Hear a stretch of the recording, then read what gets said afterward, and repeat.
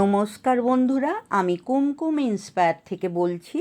আজকে আপনাদের সাথে শেয়ার করছি অপূর্ব সুন্দর একটা রেসিপি, গন্ধরাজ লেবু দিয়ে দই বড়া।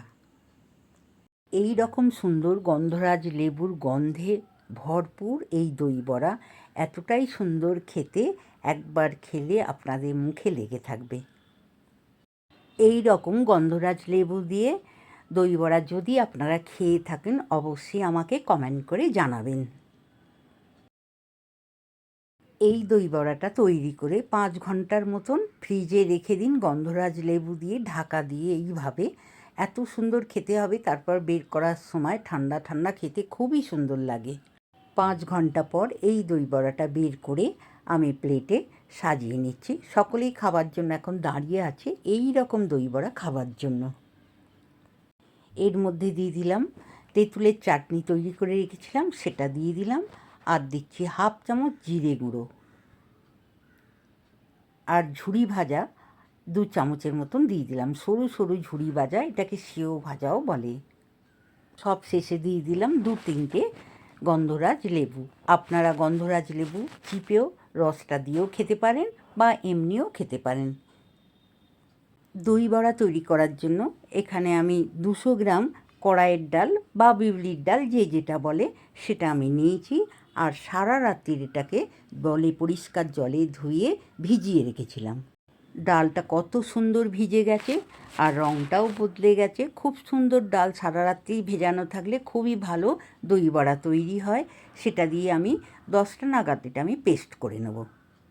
ডালটা ভালো করে পেস্ট করে নিয়েছি। এর মধ্যে দিলাম 1 চামচ আদার পেস্ট, ছোট চামচের 1/2 চামচ গোটা মৌরি, আর স্বাদ মতন লবণ দিয়ে ভালো করে মিশিয়ে ফেটিয়ে নেব। আদা, মৌরি, লবণ দিয়ে ভালো করে মেখে একবার ফেটিয়ে নিলাম। একবার ভালো করে ফেটিয়ে নিয়েছি। এখন এবার একটু সামান্য হিং দিয়ে আরও একবার ফেটিয়ে নেব। বিউলির ডালে দই বড়াতে হিং দিলে খুবই সুন্দর খেতে হয়। ডালটা খুব সুন্দর করে ফেটিয়ে নিয়েছি। ডালটা একবারই হালকা হয়ে গেছে। এছাড়াও আমি একটা বাটিতে জল দিয়ে দেখে নিচ্ছি। দেখুন, 2টো বড়া ভেসে উঠল, তার মানে ডালের পেস্টটা খুব সুন্দর হয়েছে। কড়াইটা গরম হয়ে গেছে। গরম কড়াইতে আমি 200 গ্রাম রিফাইন অয়েল নিয়ে নিলাম। আমি একটা কাঁচের বাটি নিয়েছি, এর মধ্যে নিয়ে নিলাম বড় কাপের 1 কাপ জল, আর একটু সামান্য একটু মৌরি, খুব সামান্য একটু হিং আর একটু লবণ দিয়ে ভালো করে জলটা গুলে নিলাম। তেলটা খুব ভালো করে গরম হয়ে গেছে। আমি বড়াগুলো এর মধ্যে ছেড়ে দিচ্ছি। যতগুলো ধরবে ততগুলো আমি এর মধ্যে দিয়ে দেবো। বড়াটা ভাজা হয়ে এসেছে, আরও একবার লালচে করে নাড়াচাড়া করে ভেজে নিলাম। এখন আমি তুলে ওই জলটা তৈরি করে রেখেছিলাম, সেখানে আমি 2 মিনিট ভিজিয়ে রাখবো। আরও একবার এই তেলের মধ্যে বড়াগুলো ছেড়ে দিলাম। সব বড়াগুলোই আমি এইভাবে ভেজে নেব। এই বড়াগুলো ভালো করে লালচে করে ভাজা হয়ে গেছে। এখন আমি এই জলের মধ্যে দিয়ে দিচ্ছি। এখানে আমি জলেতে 2 মিনিট ভিজিয়ে রাখবো। দই বড়া তৈরি করার জন্য আমি এখানে কাঁচা লঙ্কা পেস্ট করে নিয়েছি, আর সাদা জিরে ভেজে গুঁড়ো করে রেখেছি, আর তেঁতুলের চাটনি করে নিয়েছি। ধনেপাতাও পেস্ট করে রেখেছি। অনেকে আবার ধনেপাতা খেতে ভালোবাসে, ধনেপাতার চাটনি, তাই আমি করে রেখে দিয়েছি। এখানে একটা কাঁচের বাটি নিয়েছি, এর মধ্যে নিয়ে নিলাম সামান্য একটু লবণ দিয়ে ভালো করে গুলে, আর গন্ধরাজ লেবুগুলো আমি ভিজিয়ে রাখবো। ভিজিয়ে রাখলে গন্ধরাজ লেবুর এই জলটা পুরো সুন্দর একটা গন্ধ হয়ে যাবে। দই বড়াগুলো আমি হিঙের জলে ভিজিয়ে রেখেছিলাম। এখন আমি হালকা করে চিপে তুলে নিলাম। আর দই বড়াটা আমি একটু লালচে করে ভেজেছি। আপনারা সাদা পছন্দ করলে সাদাই ভাজবেন। এখানে নিলাম জিরে গুঁড়ো 1 চামচ, 1/2 চামচ লবণ, আর দই নিয়ে নিলাম বেশ কিছুটা। 400 মতন দই আমি এখানে নিয়ে নিলাম।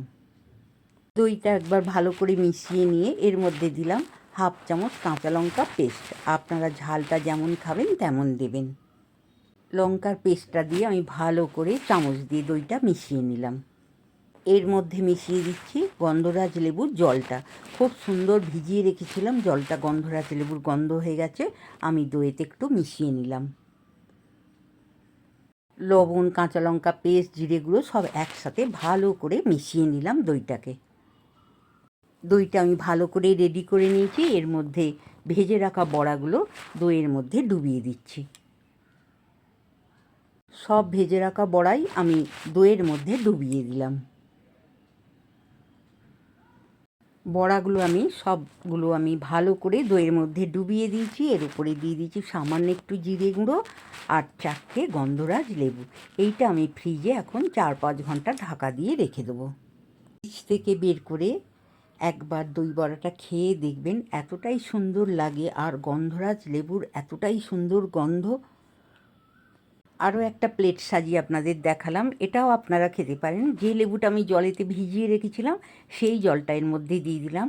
কি সুন্দর এই গন্ধরাজ লেবুর গন্ধটা, বা আপনারা লেবুটা দিয়েও খেতে পারেন। এই রকম দই বড়া রেসিপিটা আপনাদের কেমন লাগলো? ভালো লাগলে অবশ্যই একটা লাইক করবেন, কমেন্ট করবেন আর বন্ধুদের মধ্যে শেয়ার করবেন। আমার চ্যানেলে নতুন বন্ধু হলে চ্যানেলটি সাবস্ক্রাইব করে আমার পাশে থাকবেন। অবশ্যই একটা লাইক করতে ভুলবেন না। নতুন নতুন ভিডিও আপলোড হলে আপনাদের কাছে পৌঁছে যাবে। ভালো থাকবেন। নমস্কার।